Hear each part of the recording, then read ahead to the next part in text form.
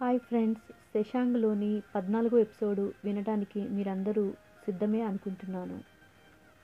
ఈవోన్ శశి వైపు చూస్తూ, హే miss India, ఏంటి మీ బ్రదర్స్ని మిస్ అవుతున్నావా అన్నాడు.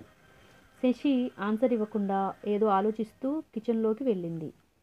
సాంగ్యో శశి బాధపడుతుంటే తట్టుకోలేకపోయాడు. తనకి ఏం చేయాలో అస్సలు అర్థం కావటం లేదు.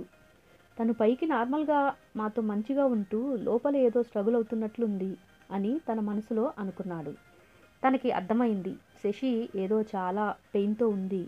నైట్ కూడా చాలాసార్లు నిద్రలో ఉలిక్కిపడుతూ లెగవటం గమనించాను. తన బాధని ఎలా పోగొట్టాలి? నాకు సాధ్యమవుతుందా? తను బాధపడుతుంటే నా హృదయం ఎందుకు కలవరపడుతుంది అనుకున్నాడు మనసులో. మీను ఏదైనా పాటలు విందామా అని హాల్లో కూర్చొని టీవీ ప్లే చేసింది.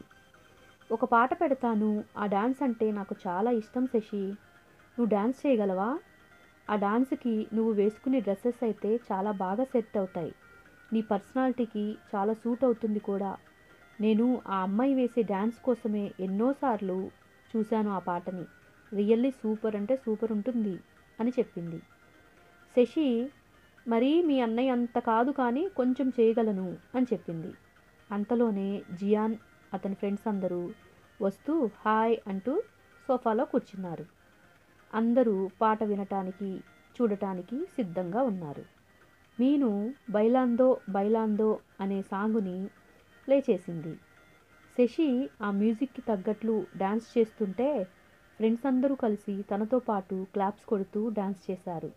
నాదస్వరానికి ఊగేటి నాగుపాములా శశి నడుమును తిప్పుతూ డాన్స్ చేస్తుంటే అందరూ ఒక్క క్షణం ఆగి తననే చూశారు. సాంగ్యో కొంచెం దూరంగా గోడకి ఆనుకొని నుంచుని చేతులు కట్టుకొని శశినే చూస్తున్నాడు. హే శశి, నాట్యమా అది? లేక నా గుండెల్ని మెలిపెట్టి నీ వైపుకు లాగేసేటందుకు కట్టేసుకునే దారమా? ప్రేయసి పాదాల సవ్వడా అది? లేక నా హృదయ స్పందన నీ కాళ్ళ కింద తొక్కిపట్టి ఉంచేటి భారమా అని శశి మీద ప్రేమ కాస్త తన కళ్ళల్లో కురిపించేసే వేడికి గది అంతా వెచ్చని ఆవిరితో నిండిపోయింది. శశి చిరునవ్వుల చల్లదనం, అడుగులలోని అల్లరితనం దానిని చల్లపరుస్తుంది. జియాన్, హోహో, వావ్ వావ్, ఎంత అందంగా అద్భుతంగా డాన్స్ చేశావో, నిజంగా ఫెంటాస్టిక్, నువ్వు ఇంత మంచి డాన్సర్ అని మేము అస్సలు ఎక్స్పెక్ట్ చేయలేదు అన్నాడు. మిగతా నలుగురు ఫ్రెండ్స్ కూడా, అవును, నువ్వు సూపర్ అంటే సూపర్ డాన్స్ చేశావు. మేమింకా నువ్వు ఓన్లీ క్లాసికల్ డాన్సర్వే అనుకున్నాం. బట్ వెస్ట్రన్ మ్యూజిక్ కూడా ఇంత పర్ఫెక్ట్గా వేస్తావని ఎక్స్పెక్ట్ చేయలేదు అన్నారు. శశి నవ్వుతూ, నేను క్లాసికల్ డాన్స్ నేర్చుకున్నాను కానీ వెస్ట్రన్ మాత్రం నాకు కొంచెం వచ్చు. అంత పర్ఫెక్ట్గా రాదు. బట్ ఒకసారి చూశాను అంటే మ్యూజిక్ తగ్గట్లు వేస్తాను అని చెప్పింది. అందరూ, రే సాంగ్యో, మీ ఇద్దరూ కలిసి ఒక డాన్స్ వేయండి, మేము హమ్ చేస్తాం అని తన ఆలోచన నుండి బయటికి లాగుతూ గొడవ చేశారు. శశి సాంగ్యో వైపు చూస్తూ ఓకే రండి అని తన చేతిని సాంగ్యో వైపుకు చాచి పిలిచింది. ఫ్రెండ్స్ అందరూ కలిసి తాల్ మూవీలో తాల్ సే తాల్ మిలా అని హమ్ చేస్తూ పాడారు. పాట పాడుతూ డాన్స్ చేస్తుంటే సాంగ్యో మొదటిసారి తను ఇష్టపడుతూ ఒక అమ్మాయిని పట్టుకోవటం. శశితో డాన్స్ చేస్తుంటే తనకు శశి ఆ క్షణంలోనే తన సొంతం అనిపించింది. లోకాన్ని మర్చిపోయే తన్మయత్వంతో ఏదో లోకంలోకి వెళ్ళినట్లుగా డాన్స్ చేశాడు. వాళ్ళిద్దరూ డాన్స్ చేస్తుంటే ఆ డాన్సును చూడటానికి అందరికీ ఎంత అద్భుతంగా ఉందో సాంగ్యోకి అంతకంటే అత్యద్భుతంగా అనిపించింది. ఎవరెస్టు శిఖరం ఎక్కాక అర్ధనగ్నంగా నుంచుంటే తనువంతా గడ్డకట్టి మంచులా మారినట్లు శశి చేయి తగలగానే తన శరీరం మంచుగడ్డలా మారిపోయింది. అంకుల్ కూడా అక్కడే నుంచొని వారిద్దరిని చూస్తూ సంతోషంగా ఫీల్ అయ్యాడు. వారిద్దరి నాట్యంలో వారి అడుగులు కూడా కలిసి మాట్లాడుకుంటున్నట్లుగా ఉన్నాయి. మరికొన్ని పాటలు ప్లే చేసి అందరూ మంచిగా మధ్య మధ్యలో డాన్స్ చేస్తూ ఎంజాయ్ చేశారు. బాగా అలసిపోయి అందరూ సోఫాలో కూర్చొని మాట్లాడుకుంటున్నారు. అంకుల్ మ్యాంగో జ్యూస్ ఇవ్వగానే దాని మధురమైన రుచిని ఆస్వాదిస్తూ ఈవోన్ పైకి లేచి, మనం never have I ever game ఆడదామా అంటూ కార్డ్స్ తీసుకువచ్చాడు.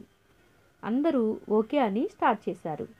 సాంగ్య కూడా వచ్చి శశికి పక్కన కూర్చుంటూ ఒక కార్డును తీయమని శశికి ఇచ్చాడు. Okay, I will go first అని శశి ర్యాండమ్గా ఒక కార్డు తీసింది. ఈవోన్ ఆ కార్డుని లాక్కొని చదివాడు.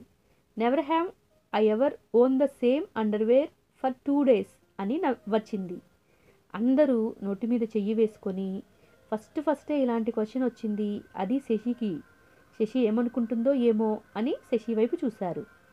శశి చాలా కూల్గా నవ్వుతూ నెవర్ అని చెప్పింది. అందరూ శశిని అప్రిషియేట్ చేసుకున్నారు. జియాన్, మేమైతే ఒకే అండర్వేర్ని 2 days కూడా వేసుకొని తిరుగుతాం అని నవ్వాడు. పెద్దగా అందరూ నవ్వు కలిపారు. ఈవోన్, నెవర్ హ్యావ్ ఐ ఎవర్ రీగిఫ్ట్ అని ఉంది. నవ్వుతూ ఐ ఎవర్ అన్నాడు. అందరూ నవ్వారు. ఎవరైనా నాకు గిఫ్ట్ కిస్ ఇస్తే నేను మరలా తిరిగి వాళ్ళకి ఇచ్చేస్తా అని పెద్దగా నవ్వుతూ ఏదో ఘనకార్యం చేసినట్లు చెప్పాడు. శశి, అబ్బో తెలివిగా చెప్పావే, అయితే నా నుండి ఆ గిఫ్ట్ ఎప్పటికీ నీకు రాదులే అని నవ్వింది. జియాన్, కార్డు తీయాలి అని అందరూ అనటం వలన జియాన్ కార్డు తీశాడు. Never have I ever gone to a gay bar అని ఉంది. అందరూ నవ్వుతూ చూస్తున్నారు ఏం చెప్తాడా అని. ఐ హ్యావ్, ఒకరోజు మేము మా షో కోసం వెళ్ళినప్పుడు తెలియక అమ్మాయిలు ఎక్కువ ఉంటారని ఒక బార్కి వెళ్ళాం. బట్ అది గే బార్ అని తర్వాత తెలిసింది అన్నాడు. ఈవోన్ వాడి మెడ చుట్టూ చెయ్యి వేసి కిస్ చేస్తున్నట్లుగా ముందుకు వస్తూ, తెలిసే వెళ్ళావురా హా అంటూ కవ్వించాడు. హే పోరా బేవర్స్ అంటూ వాడిని పక్కకు నెట్టాడు జియాన్. అందరూ నవ్వుకున్నారు. అందరూ ఇప్పుడు సాంగ్యో తీయాల్సిందే అని అరిచారు. సాంగ్యో కార్డు తీశాడు. Never have I ever set the wrong name during sex అని వచ్చింది. సాంగ్యో చదవకుండా మౌనంగా ఉన్నాడు. జియాన్ కార్డు లాక్కొని తను కూడా చదవకుండా మౌనంగా ఉన్నాడు. శశి జియాన్ చేతిలో నుండి కార్డు తీసుకొని నవ్వుతూ సాంగ్యో వైపు చూస్తూ ఆన్సర్ చెప్పమన్నట్లుగా చదివి వినిపించింది. అందరూ ఇంప్రెస్ అయ్యారు. శశి అంత ఫ్రెండ్లీ నేచర్ ఉంటుందని వాళ్ళు అస్సలు ఎక్స్పెక్ట్ చేయలేదు. సాంగ్యో నెవర్ అని చెప్పాడు. అక్కడ ఉన్న వాళ్ళంతా నెవర్ అంటే ఎప్పుడు చెప్పలేదనా లేక నువ్వెప్పుడు సెక్స్ చేయలేదనా అని అన్నారు. సాంగ్యోతో పాటు అందరూ నవ్వారు. శశి సాంగ్యో వైపు చూస్తూ మీరు ఇలా నవ్వుతుంటే చాలా బాగుంది అని చెప్పింది. ఫ్రెండ్స్ కూడా ఆ నవ్వును చూసి అవునరా నీ నవ్వు చాలా బాగుంది, మేమెప్పుడు చూడలేదు, ఎప్పుడు మూడీగా కోపంగా ఏదో కోల్పోయినట్లు ఉంటావు. శశి ఈ క్రెడిట్ అంతా నీదే, మా చిన్నప్పటి నుంచి వాడు నవ్వటం మేమింతవరకు చూడలేదు అన్నారు. ఈవోన్ సంతోషంగా అవును నిజంగానే వాళ్ళమ్మ కూడా చాలా అంటే చాలా ఫీల్ అవుతూ ఉంటుంది, వాడెందుకు ఎప్పుడు నవ్వనే నవ్వడు, నా వల్లే నా కొడుకు ఇలా తయారయ్యాడు అని బాధపడుతూ ఉంటుంది అన్నాడు. శశి నవ్వుతూ మీరు మాట్లాడుకుంటూ ఉండండి నేను ఇప్పుడే వస్తాను అని కిచెన్లోకి వెళ్ళి అంకుల్కి హెల్ప్తో కిచెన్లో వంట చేస్తూ ఉంది. సాంగ్యో ఫ్రెండ్స్ మాట్లాడుతూ ఉంటే వింటూ మధ్య మధ్యలో శశిని చూస్తూ ఉన్నాడు. ఈవోన్ కొంతమందికి చూడటం తప్ప వారితో అప్రోచ్ అవటమే చేత కాదు అని సాంగ్యోను చూస్తూ అన్నాడు. జియాన్, నీలాగే అమ్మాయిల్ని ఎలా పడేయాలో టాలెంట్ అందరికీ ఉండదులేరా అన్నాడు. శశి కిచెన్లో వర్క్ పూర్తి చేసుకుని వస్తూ అమ్మాయిల్ని పడేయకూడదు, వాళ్ళు పడకుండా నిలబెట్టగలిగిన వాడే పర్ఫెక్ట్ మ్యాన్ అంది. అంకుల్తో సహా అక్కడ ఉన్న అందరూ చప్పట్లు కొడుతూ ఈవోన్ కూడా క్లాప్స్ కొడుతూ అవును మిస్ ఇండియా చాలా బాగా చెప్పావు, నిజంగానే అమ్మాయిలు నిలబెట్టగలగటం మగతనం అంటే అన్నాడు. అంకుల్ వారితో కలిసి నవ్వుతూ సరే రండి లంచ్కి రెడీ అయ్యింది, వేడివేడిగా తినొచ్చు అన్నాడు. అందరూ టేబుల్ దగ్గరికి వచ్చారు. సాంగ్యో తన పక్కన ఉన్న చైర్ని వెనక్కి లాగి కూర్చోమని శశికి చూపించాడు. థ్యాంక్స్ అని చెప్పి శశి కూర్చుంది. నేను ఒక ప్రశ్న అడుగుతాను, ఎవరికైనా ఆన్సర్ దొరికితే చెప్పండి అంది. అందరూ ఆ ప్రశ్న కోసం సిద్ధంగా ఉన్నారు. చిలుక కాని చిలుక, అలా అని రామచిలుక కాదు, అందానికి మించిన అందం తనది, చూసిన ప్రతి ఒక్కరూ పట్టుకోవాలని చూస్తారు, అందమైన కోక కట్టలేదు, అయినా అందంగా ఉంటుంది, అలా అని సీత కాదు, ఎవరది అంది. అందరూ ఏదో ఆన్సర్ తెలిసినట్లుగా ఆలోచిస్తూ వారి తల మీద చేతులు పెట్టుకుంటూ ముఖాన్ని పైకెత్తి గాలిలోకి చూస్తూ ఉన్నారు. సాంగ్యో ఎవరికీ ఆన్సర్ తెలియదు, మీరే చెప్పండి అన్నాడు.